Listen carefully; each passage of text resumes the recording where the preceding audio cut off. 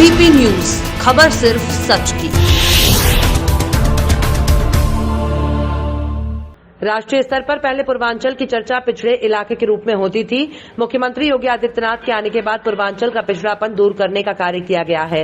उक्त विचार पूर्वांचल विकास बोर्ड के सलाहकार साकेत मिश्रा ने व्यक्त किए। वे पुलिस लाइन सभागार में प्रबुद्ध जन संवाद कार्यक्रम के दौरान लोगों को संबोधित कर रहे थे।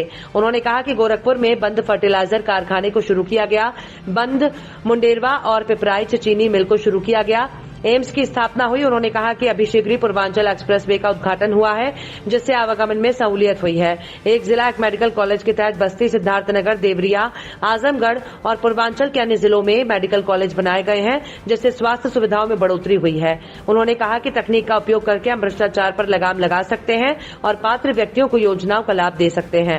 उन्होंने कहा कि शिक्षा, स्वास्थ्य, परिवहन और कृषि के क्षेत्र में अवस्थापना संबंधी सुविधा बढ़ने से लोगों को रोजगार मिलेगा और उनका आर्थिक विकास भी होगा।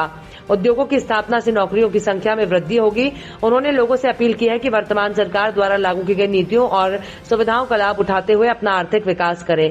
पूर्वांचल विकास बोर्ड के सदस्य विजय विक्रम सिंह ने कहा कि पूर्वांचल में महामारी का रूप ले चुकी इंसेफ्लाइटिस बीमारी पर पूरी तरह नियंत्रण किया गया है। मुसहर और वनटागिया समुदाय के लोगों को भी विकास की मुख्य धारा से जुड़े हुए शिक्षा, स्वास्थ्य और विकास योजनाओं का लाभ दिलाया गया है। उन्होंने कहा कि इस गोष्ठी में बस्ती के विकास के लिए प्रबुद्ध जनों से प्राप्त सुझावों को संकलित करके मुख्यमंत्री के सम्मुख प्रस्तुत किया जाएगा। वरिष्ठ पत्रकार जयंत मिश्र ने कहा कि कानून व्यवस्था की स्थिति में सुधार, अवस्थापना संबंधी सुविधाओं में वृद्धि और सामाजिक दायित्वों से जुड़े योजनाओं जैसे मिशन शक्ति, कन्या सुमंगला योजना, किसान सम्मान निधि, कोविड-19 से पीड़ित परिवारों को आर्थिक सहायता जैसे कार्यों की सराहना की।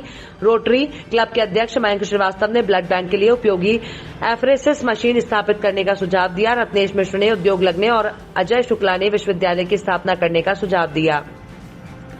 व्यापार मंडल के अध्यक्ष जगदीश अग्रहरि ने राम जानकी मार्ग सहित जिले के अन्य मार्गों को सुदृढ़ करने का भी सुझाव दिया।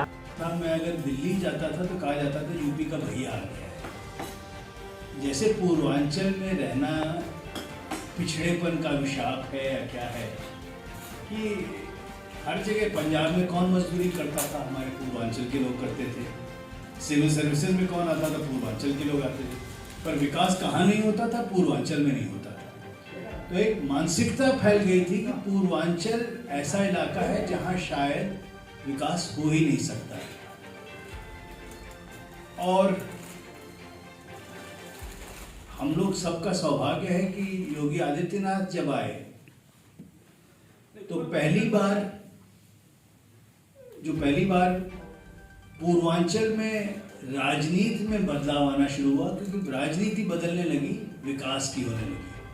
पहले होता था कि गरीब सब लोग रहें, किस तरह से हम अपने समाज को विभाजित करते रहें, छोटा करते रहें। कोई किसी छोटे समुदाय का लीडर बन जाएगा, कोई कुछ और बन जाएगा। विकास के अलावा हर चीज़ के पास वोट था। और मेरा बहुत सहयोग से मिलने का समय प्राप्त हुआ और कुछ बातचीत हुई। उसके बाद मैं उस समय सिंगापुर में रहता था, भारत में था भी नहीं। फिर उसके बाद मैंने कहा कि मैं काम करना चाहता हूँ, तो थोड़ा सा उन्होंने डांट के कहा कि अगर काम करना है तो 6 महीने में यहाँ पे आकर के एक बार नहीं मिलना होता है, आपको आकर के यहाँ काम करना होता है। और इसी क्रम में वो एक बार ऐसे ही बैठे बैठे बात करते करते अगले दिन ले गए मुझे बलरामपुर। तो उसके बाद 2-3 डिस्ट्रिक्ट्स में कहा कि आप काम करना शुरू करिए। और ईश्वर की दया थी कि शायद उनको कार्यशैली मेरी ठीक ठाक लगी। तो जब पूर्वांचल विकास बोर्ड बना तो उसमें मुझे सलाहकार नियुक्त किया गया। पर सबसे बड़ा जो बदलाव आया कि अब हमें पूर्वांचल को आगे बढ़ाना है। इसको जो हमारे विकास की नीतियां हैं पिछले 5 साल की, मैं आज नेतागिरी की ज्यादा बात नहीं करूंगा, शायद 2-3 ढाई मिनट बाद। VP न्यूज, खबर सिर्फ सच की।